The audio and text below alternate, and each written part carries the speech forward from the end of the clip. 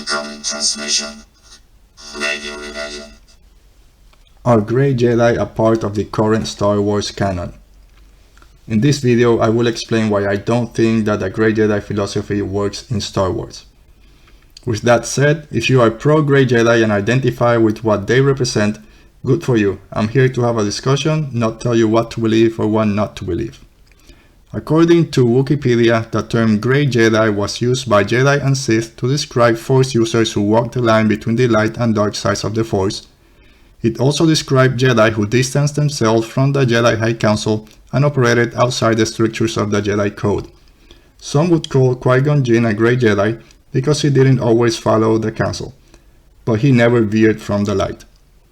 For the most part, people associate Gray Jedi with a Jedi that uses both the light and dark side of the Force in what they call a true balance of the Force.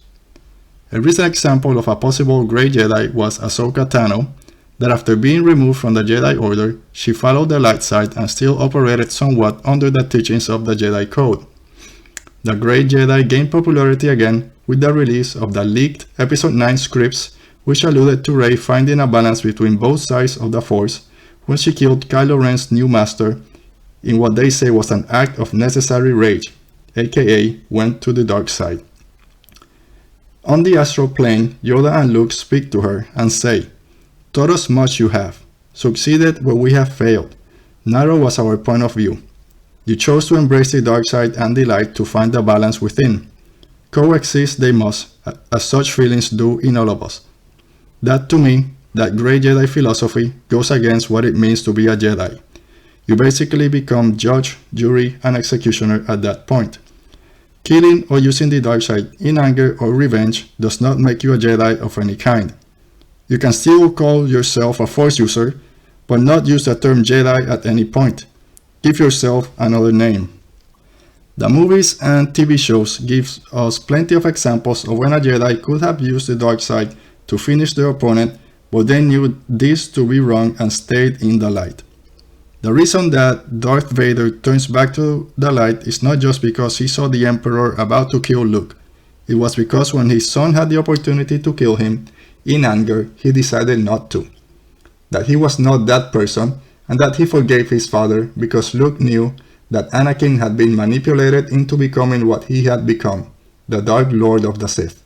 At that moment, Vader is able to tap into the goodness that Luke felt was still in him.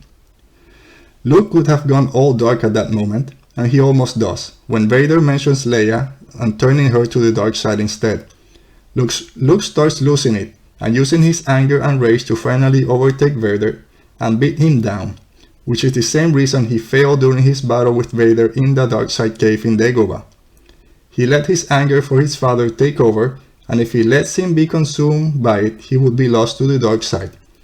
When he slices Vader's hand and he sees how it resembles his, that brings him back and stops him from winning by using hate and anger, the tools of the dark side, and instead throws down his lightsaber and speaks one of my all-time favorite Star Wars lines, "I am a Jedi, like my father before me." If Luke would have committed to the dark and killed Vader or the Emperor in anger or in an act of necessary rage, it wouldn't make him a Gray Jedi. He would have been lost to the dark side, and there's no coming back from it. He chose the light over the dark. Luke had another instance where fear this time almost made him go down that dark path. It was during The Last Jedi, as he is recounting his feelings about Ben Solo being corrupted by Snoke, who Luke says had already been corrupted his soul. For a fleeting moment, he thought that if he killed Ben in fear of what he would become, he would be doing a greater good, but he knew it wasn't the Jedi way, and decided not to. And there were repercussions to his actions. But if he would have followed through and killed a sleeping Ben Solo, he couldn't then go back to Han and Leia and try to explain that it was done in an act of necessary rage. That is why Luke is in fear of Rey in The Last Jedi. He saw that she went full dark, that the cave showed her something she wanted, and she went full on after it, no questions asked. He sensed the dark in her, and it reminded him of the fall of Ben Solo, and that's why he didn't want to train her. At no point did they discuss that if you used the dark side in anger, fear, or hate, that it was fine as long as you came back to the light and only used the dark side forces as a last resort, even if it was for the greater good of the galaxy. And Luke was wrong about Rey, as she did not go down the dark path, but we know a prophecy that misinterpreted might have been. Visions are not always true. There's a few quotes to remember. Jedi use their powers for defense, never attack. And Jedi are keepers of peace, not soldiers. Obi-Wan didn't want to fight Maul at the end of Rebels, the one person who had killed everyone he had ever loved except for Anakin, killed his master in Qui-Gon Jinn, killed Satine, the woman he loved, fought against him constantly in the Clone Wars, and when they met again on Tatooine, he wants nothing to do with him. And it's not only after Maul figures out that Obi-Wan is on Tatooine looking after someone, protecting someone, that Obi-Wan goes into defensive mode and decides that he has to finally kill Maul to keep him away from this kid he has been overseeing and protecting from afar for the last 10 to 15 years. And after he strikes him down, Obi-Wan cradles him and helps him down and holds him until he passes, the same way that Han holds Beckett at the end of Solo.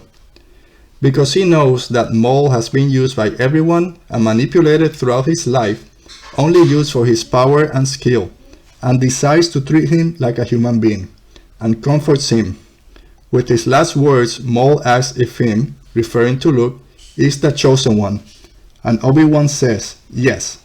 Again, a prophecy can be interpreted many ways. Maul finishes by telling Obi-Wan, maybe he will avenge us, talking about the Emperor and how he has manipulated and played both the Jedi and his Sith apprentices. If in that moment Obi-Wan would have killed Maul in anger or revenge, he wouldn't be a Gray Jedi. He would have fallen to the dark side and be lost. Yoda says about the dark side, it's easier, faster, more seductive. Once you go down the dark path, forever will it consume you. You cannot jump between the light and the dark and call yourself a Jedi of any type. And going back to Qui-Gon Jinn and why I don't believe he is a Gray Jedi of any kind. In the book Master and Apprentice by Claudia Gray, Qui-Gon, talking to Obi-Wan about the light, says, it matters which side we choose, even if there will never be more light than darkness, even if there can be no more joy in the galaxy than there is pain. For every action we undertake, for every word we speak, for every life we touch, it matters. I don't turn toward the light because it means someday I'll win some sort of cosmic game. I turn towards it because it is the light. And that is the essence of being a Jedi.